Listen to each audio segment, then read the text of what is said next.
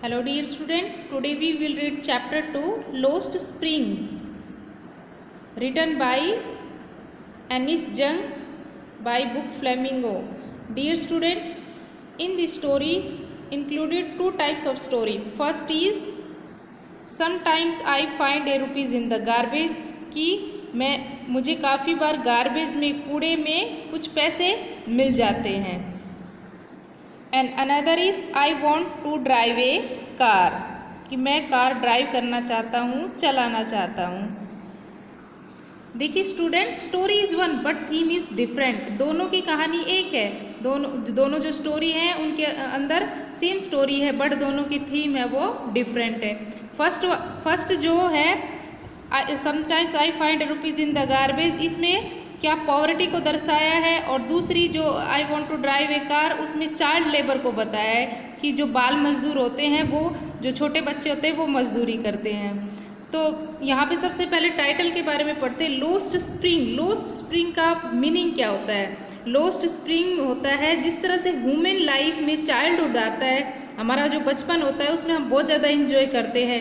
जैसे कि स्प्रिंग जो सीज़न होता है उसमें नए नए फ्लावर्स, नए नए लीव्स आते हैं और वो बहुत ही जॉयफुल होते हैं. इसी तरह से हम ह्यूमन लाइफ में चाइल्डहुड जो एज आती है वो बहुत ही अच्छी होती है, बहुत ही इंजॉयफुल होती है.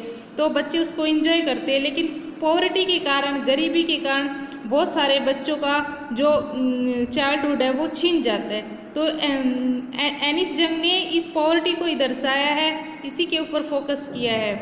पहले हम अबाउट द ऑथर थोड़ा जान लेते हैं. एनिस जंग 1964 was born in Rourkela and spent her childhood and adolescence in Hyderabad. यहाँ पे एनिस जंग है वो ऑथर है.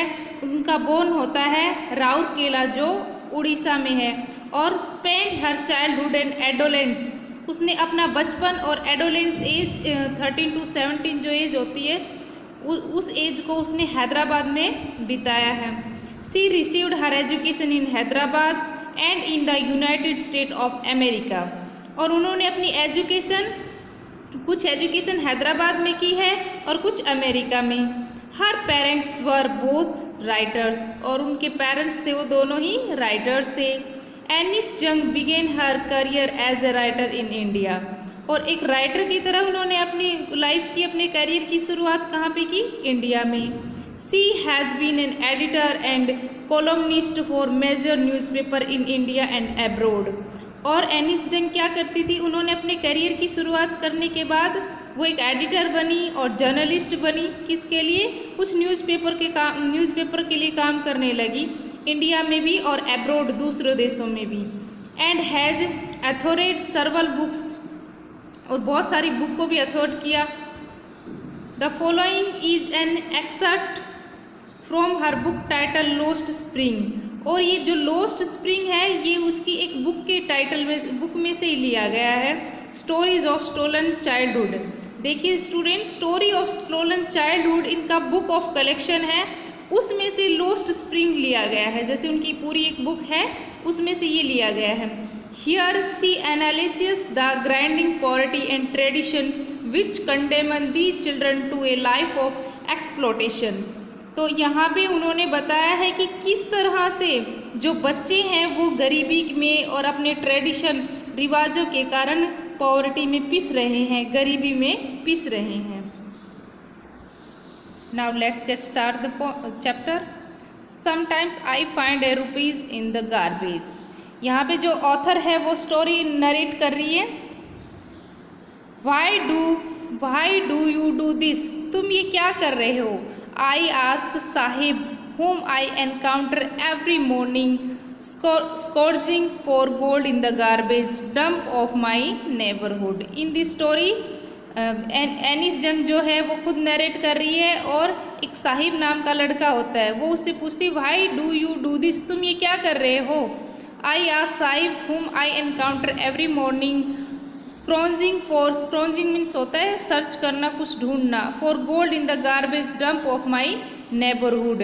मैंने साहिब से पूछा जब वो एवरी मॉर्निंग, यहाँ पे गोल्ड का मतलब गोल्ड सोना नहीं है, any precious any valuable things, कोई भी काम की चीज़, कीमती वस्तु जो गार्बेज में साहिब को मिल जाए, जैसे खाना हो या फिर कुछ पैसे, कोई भी प्रीसियस जो इसके लिए वैल्यूएबल हो, ऐसी थिंग्स वो सुबह सुबह जो एनिस जंग है उसके नेबरहुड, उसके पड़ोस में ढूंढता रहता है। Sahib left his home long ago, Sahib ने अपना घर बहुत पहले ही छोड़ दिया था। Set amidst the green field of Dhaka, और वो कहाँ पे रहता था, उसके ढाका, ये बांग्लादेश की कैपिटल है, वो ढाका बांग्लादेश की कैपिटल है, और वो ग्रीन फील्ड में उसके जो माइंड में थे वो ग्रीन फील्ड, उस जहाँ पे वो रहता था उसके बहुत से हरे भरे खेत थे। His home is not even a distance memory, वो अपने जो पहले रहता था उन घरों को भूला नहीं है। There were many storms that swept away their field and homes, his mother tells him, उसके जो घर थे उसने तूफान ने उसको सब कुछ तबाह कर दिया था, बहा दिया था, सब खत्म कर दिया था, उनके फील्ड और homes. His mother tells him, ऐसा उनकी मदर बताती थी। That's why they left looking for gold in the big city where he now lives, अब वो जहाँ पे रह रहे थे वो प्रीसियस थिंग्स के लिए ही उन्होंने वो जगह छोड़ दी थी, क्योंकि वहाँ पे उनका सब कुछ ख़त्म हो गया था और वो नई चीज़ों की तलाश में अब इस शहर में रह रहे थे। वहाँ पे कूड़े जो डस्टबिन है उसमें से वैल्यूएबल थिंग्स निकाल के अपनी लाइफ चला रहे थे। I have nothing else to do he muttered looking away, अब यहाँ पे साहिब है वो आंसर देता है I have nothing else to do, तो मैं क्या करूँ। ही मटर्ड, मटर्ड मतलब होता है मन मन में थोड़ा स्लो आवाज़ में बोलता है, बुदबुदाता है। गो टू स्कूल आई से ग्लिबली, स्कूल जाओ आई से ग्लिबली, यहाँ पे एनिस जंग कह रही कि तो तुम्हें कुछ करने के लिए नहीं है तो स्कूल जाओ। आई से ग्लिबली, ग्लिबली मीन्स होता है fluently and after some time shallow, पहले तो वो बहुत तेज़ से बोल देती है लेकिन बाद में वो शैलो हो जाती है, थोड़ा धीमे पड़ जाती है। And realise immediately how hollow the advice must sound, और वो सोचती है कि मैंने इसको क्या बेतुकी सी ऐसी, हॉलो मीन्स होता है, हॉलो मीन्स एम्प्टी एडवाइस दे दी। बाद में एनिस जंग को रियलाइज होता है there is no school in my neighbourhood, वो कहता है कि मेरे नेबरहुड में, मेरे आस पड़ोस में कोई स्कूल नहीं है। When they build one I will go, यहाँ पे देखो वो बोलता है कि जब तुम, व्हेन दे बिल्ड वन, तुम एक बनाओगी, आई विल गो, जब तुम स्कूल बनाओगी तो मैं चला जाऊँगा। If I start a school will you come, Anees Jung कहती है अगर मैं स्कूल स्टार्ट करूँ तो तुम आओगे। I ask half joking yes he से स्माइलिंग ब्रॉडली, उसने कहा हाँ मैं आऊँगा, और बड़ी सी स्माइल दी। A few days later I see him running up to me is your school ready, कुछ दिनों बाद वो आया और मेरे पास, एनिस जंग के पास दौड़ते हुए कहता है इज योर स्कूल रेडी, क्या तुम्हारा स्कूल रेडी हो गया है। It takes longer to build a school I say embarrassed, अब यहाँ पे एनिस जंग कहती है कि स्कूल को बनने में टाइम लगता है, आई से एम्प्रेस्ड, और वो थोड़ा शर्मिंदा हो गई। Eight having made a promise that was not meant, और उसने ऐसा प्रॉमिस कर लिया था जिसका कोई मीनिंग नहीं था। But promise like mine abound in every corner of his bleak word, लेकिन वो कहती है कि ऐसे इस टाइप के जो बहुत सारे प्रॉमिस होते हैं इन ब्लिक वर्ड में, ब्लिक मीन्स होता है ब्लैक एम्प्टी वर्ड में। After months of नोविंग him I ask him his name, अब उन दोनों को आपस में जानते हुए काफ़ी टाइम हो गए थे, तो एनिस जंग, आई यहाँ पे कौन है, एनिस जंग, आस्क हिम हिज नेम, उसका नाम पूछा। नाम क्या था, साहिब ए आलम, पूरा नाम है साहिब ए आलम। ही अनाउंसेस, उसने अनाउंस किया, बताया। He does not know what it means, परंतु वो नहीं जानता था कि उसके नाम का मीनिंग क्या है। If he know its meaning, अगर वो नाम का मीनिंग जानता तो क्या था नाम का meaning, Lord of the universe, पूरे यूनिवर्स का, ब्रह्मांड का मालिक। He would have a hard time believing it, और वो इस नाम के अर्थ के ऊपर विश्वास भी नहीं करता।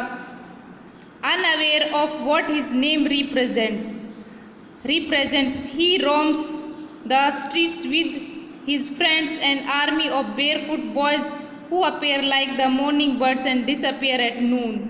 अब वो अपने नाम के प्रति अनअवेयर था और क्या रिप्रेजेंट करता है, ही रोम्स मीन्स होता है ट्रैवल करना, ऐसे ही ट्रैवल करना जिसका कोई मकसद ना हो, जैसे बच्चे करते हैं ऐसे ही दौड़ते रहते हैं। उसी तरह street with his friends, street के जो पूरी गलियों में अपने फ्रेंड्स के साथ ऐसे ही साहिब है वो ऐसे ही घूमता रहता है, मीनिंगलेस, कोई मीनिंग नहीं होता उसके घूमने का। जिस तरह से an army of bear foot means होता है विदाउट फुट, उसने कुछ नहीं पहना होता है, सभी बॉयज़ ऐसे ही घूमते रहते हैं। Who appear like the morning birds, और ऐसे लगते हैं जैसे सुबह सुबह मॉर्निंग बर्ड्स निकलते हैं, ऐसे ही जो ये बच्चे हैं ये विदाउट जूते चप्पल पहने निकल जाते हैं। एंड डिसअपियर्ड एट नून, और शाम को वापस भी घर ऐसे ही आते हैं। ये सुबह जिस तरह से बर्ड्स निकलते हैं वैसे निकलते हैं, और शाम को जब सबको अंधेरा हो जाता है उसी टाइम ये वापस आते हैं। तो इन बॉयज़ को कंपेयर किया है बर्ड्स से। Over the months I have come to recognise each of them, कुछ ही महीनों में जो एनिस जंग है वो हर एक बच्चे को जान गई थी। Why are not wearing chappals, I ask one, मैंने एक से पूछा तुम लोग चप्पल क्यों नहीं पहनते हो। My mother did not bring them down for the shelf, he answers simply. अब उन बच्चों में से एक ने आंसर दिया कि मेरी मदर है उसने चप्पल हैं वो शेल्फ के ऊपर रखे हुए हैं और वो उतार के नहीं दे रहे हैं। उन्होंने बहुत ही सिंपली आंसर किया। Even if she did he will throw them off. अब दूसरा बोलता है कि अगर इसकी मदर इसको वो शूज़ उतार, वो चप्पल से शूज़ कुछ भी है उतार के दे दे तो वो पहनेगा नहीं बल्कि थ्रो कर देगा। एड्स अनदर, दूसरे ने कहा, who is wearing shoes that do not match. अब दूसरे ने कैसे शूज़ पहन रखे थे जो मैच नहीं हो रहे थे, मतलब दोनों शूज़ डिफरेंट थे। When I comment on it he shuffles his feet and says nothing. जब when I comment on it और उसने मैं उसके ऊपर कमेंट किया तो शफल्स मीन्स होता है वॉक बाई स्लाइड फिट। वो ये बात सुनकर पहले दूसरे के ऊपर कमेंट करता है, फिर दूसरा बच्चा उसको कहता है कि उसने भी बोलता है लेकिन उसने भी मिसमैच शूज़ पहने हुए हैं। तो वो शफल्स मीन्स होता है अपने जूतों को थोड़ा सा पीछे कर लेता है, छुपा लेता है। आई वॉन्ट शूज़, मुझे शूज़ चाहिए। सेज ए थर्ड बॉय, थर्ड बच्चे ने कहा, who has never owned a pair all his life, जिसने अपनी पूरी लाइफ में कभी शूज़ नहीं लिए हैं। Travelling across the country I have seen children walking barefoot. यहाँ पे एनिस जंग कहती है कि मैंने बहुत बार जब मैं ट्रैवल करती हूँ तो मैंने बहुत सारी कंट्रियों में देखा है कि चिल्ड्रन है वो बेयरफुट नंगे पैर ही वॉकिंग करते चलते हैं। इन सिटीज़ में, विलेज रोड और गाँव में, कि बच्चे हैं वो गांव में और सिटी में नंगे पैर ही चलते रहते हैं। It is not lack of money, उनके पास पैसों की कमी नहीं है, but a tradition to stay barefoot, but उनका ये ट्रेडिशन है कि वो नंगे पैर ही चले। इज़ वन एक्सप्लेनेशन, एक एक्सप्लेनेशन देता है, पूरा बात बताता है। आई वंडर, मुझे बहुत ही अद्भुत सा लगा। यहाँ पे एनिस जंग कहती है, if this is only an excuse to explain away a perpetual state of poverty. Perpetual means होता है नेवर एंडिंग, पॉवर्टी है वो नेवर एंडिंग है। डियर स्टूडेंट्स ध्यान देना यहाँ पे कि पॉवर्टी है उसका कभी अंत नहीं होता। यहाँ पे क्या कहा गया है कि जो गरीब लोग हैं वो ज़्यादा उनसे अगर पूछा जाए कि तुम लोग शूज़ वगैरह क्यों नहीं पहनते हो तो वो ज़्यादा एक्सप्लेन ना देने की बजाय यही बोल देते हैं कि ये उनका ट्रेडिशनल है। तो देखिए कैसी आयरनी है कि जो पॉवर्टी लोग हैं, गरीब लोग हैं, वो एक्सप्लेनेशन न देने की बजाय अपने जूते चप्पल नहीं पहनते, उसको एक ट्रेडिशनल का नाम देते हैं। Next, I remember a story a man from Udupi, Udupi Karnataka में है, वंस टोल्ड मी। अब यहाँ पे एनिस जंग कहती है कि मुझे याद है, आई रिमेंबर स्टोरी, मुझे एक स्टोरी याद है जब उडुपी का एक आदमी उसने ये स्टोरी एनिस जंग को बताई। एज ए यंग बॉय, जब वो यंग बॉय था, he would go to school past an old temple where his father was a priest. जब वो स्कूल जाता था तो उसके स्कूल के पीछे एक ओल्ड टेम्पल था जहाँ पे उसके फादर प्रीस्ट थे, पुजारी थे। He would stop briefly at the temple and pray for a pair of shoes. अब वो जो बच्चा था वो क्या करता, वहाँ पे रुक जाता टेम्पल में और किसके लिए प्रे करता कि मुझे पेयर ऑफ शूज़ चाहिए। 30 years later, यहाँ पे 30 साल बीत जाते हैं। I visited his town. अब एनिस जंग है वो उस टाउन की विजिट करती है एंड टेम्पल में जाती है and was now drowned in an air of डिसोलेशन।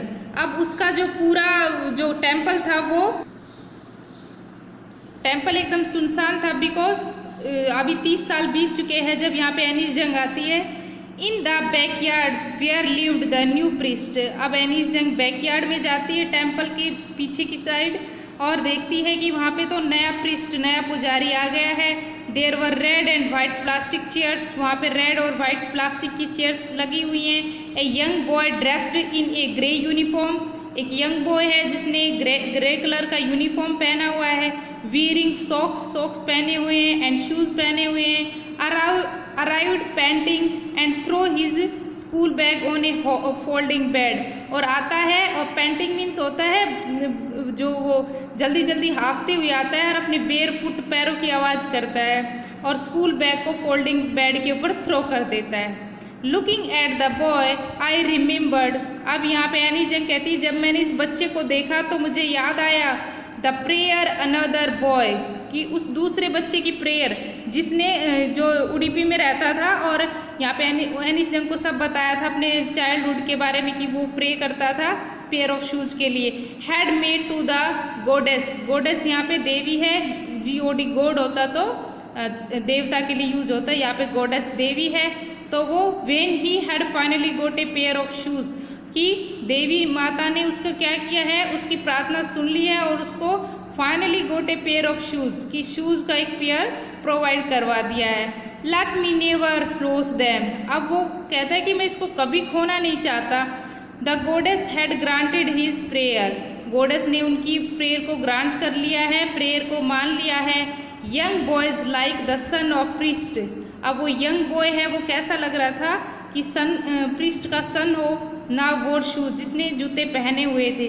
कि अब यहाँ पे कहता है कि वो बच्चे थे जो मेरे पड़ोस में रहते थे, उनके पास बिल्कुल पैसा नहीं था कि वो शूज़ पहन सके, लेकिन यहाँ पे ये जो बच्चा है, ये प्रीस्ट का जो बॉय है, इनके पास इतना मनी है कि ये पेयर ऑफ शूज़ बाय कर सकते हैं, शूज़ खरीद सकते हैं। But many others like the rag pickers in my neighbourhood remain shoelace. यहाँ पे एनी जंग कहती है कि बहुत से मेरे आस पड़ोस में रैग पिकर्स हैं, कूड़ा कचरा उठाने वाले बच्चे हैं जो अब भी शूलेस है, जिनके पास अभी भी शूज़ नहीं हैं। Dear students, I hope story समझ में आएगी। इसका ये पार्ट 1 है, पार्ट 2 हम नेक्स्ट वीडियो में करेंगे। Thank you.